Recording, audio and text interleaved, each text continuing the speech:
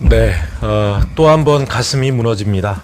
어제 경기도 평택 냉동창고 화재 현장에서 세 분의 소방관께서 순직하셨습니다. 유가족과 동료 소방관 여러분께 위로의 말씀을 전합니다. 화마에 맞서 마지막 순간까지 임무를 다하신 그 고귀한 헌신에 깊이 머리를 숙입니다. 화마로부터 소방관을 지키는 것이 국민의 안전을 지키는 것이라는 이 엄연한 진리를 가슴 새기겠습니다. 이번 사안을 포함해서 재난안전 대응 전반에 대한 대응 매뉴얼과 제도를 다시 한번 점검하고 종합적인 보완책을 만들어 나가겠습니다. 아울러 잇따른 창고 화재의 비극을 막기 위해 건자재 사용 규제, 소방시설 검사 강화 등 예방적 조치를 강화하는 시스템도 구축해 나가겠습니다. 이재명 후보가 다시 한번 국민 속으로 들어갑니다. 메타버스 시즌2로 이번에는 버스, 메트로, 워킹, 일명 BMW를 타고 걸어서 민심 속으로 들어가겠습니다. 이번 주말에는 서울을 시작으로 경기, 인천, 강원, 제주 등 지역 순회에 돌입합니다.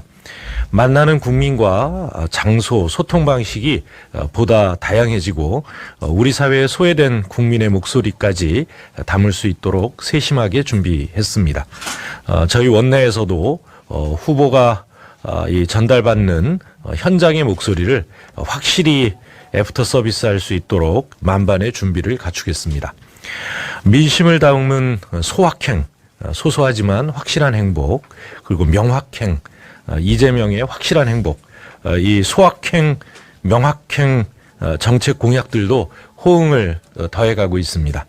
소확행 공약은 평소 일상에서 간지러운 부분을 시원하게 긁어주는 취향 저격을 통해 민심의 효자손 노릇을 하고 있습니다. 명확행 공약도 사립학교 공정채용이라든가 공공버스, 기획부동산 근절 같은 이재명 후보가 경기도지사 시절 시행했던 정책을 나라 전체로 확대해 나가는 것입니다. 이렇게 소통은 하는 것이 아니라 진심을 다해 들을 때 자연스럽게 되는 것입니다. 국민 여러분의 생생한 목소리를 담기 위한 노력을 게을리하지 않겠습니다. 저희는 국민소통 플랫폼인 이재명 플러스에서 나이, 성별, 지역에 따라 맞춤형 공약을 제안받고 있습니다. 그 공약 중에 바로 시행 가능한 것들은 저희 원내에서 보다 신속히 처리해 나가겠습니다. 국민 여러분의 많은 참여와 성원을 부탁드립니다. 국민의힘에 대해서 한 말씀 드리겠습니다. 국민의힘이 어수선한 틈을 타서 박덕흠 의원이 도둑복당했습니다. 박덕흠 의원은 가족명의 회사를 이용해서 피감기관으로부터 수천억 원대의 공사를 수주받았다는 의혹을 받고 국민적 공분과 지탄을 샀던 인물입니다. 당시 단군 일의 최악의 이해충돌이라는 이 수식어까지 따라붙은 것을 잘 기억합니다. 그런데 야당은 검찰이 1년 4개월 동안 기소를 안 했다는 이유로 사실상 혐의가 없다라고 자체 해석을 내렸다고 합니다. 수사는 아직 현재 진행형입니다. 검찰이 미적거렸을 뿐 당시 의혹들은 하나도 해소된 것이 없는데 이런 몰상식한 셀프 면죄부를 발행하다니 정말 어이가 없습니다. 윤석열 표 쇄신의 첫 작품이 비리 의원의 도둑복당이라면 정말 그 나머지도 뻔하지 않나 싶습니다. 저런 느슨한 기준과 잣대라면 언젠가 50억 클럽의 곽상도 의원도 복당시키지 않겠습니까? 재산 편법 증여 의혹으로 선대위 합류가 좌초됐던 전복민 의원이나 갑질 의혹에 최승재 의원이 선대본 합류할 날도 시간 문제가 아닌가 이렇게 보입니다. 김종인 위원장 몰아내더니 비리와 부패, 구태 정치인들의 머릿수만 늘리는 이 모습 국민들이 정말 실망할 것입니다.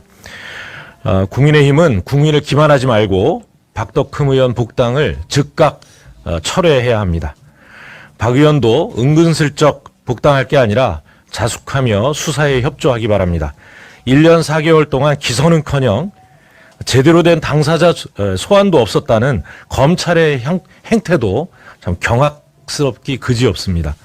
혹시 박덕흠 의원이 그동안 키워온 스폰서 검사가 이 뒤를 봐주고 있는 건 아닌지 의심이 가지 않을 수 없습니다. 검찰은 봐주기, 선택적 수사가 아님을 이 엄정한 수사를 통해서 입증해 나가야 할 것입니다. 이상입니다.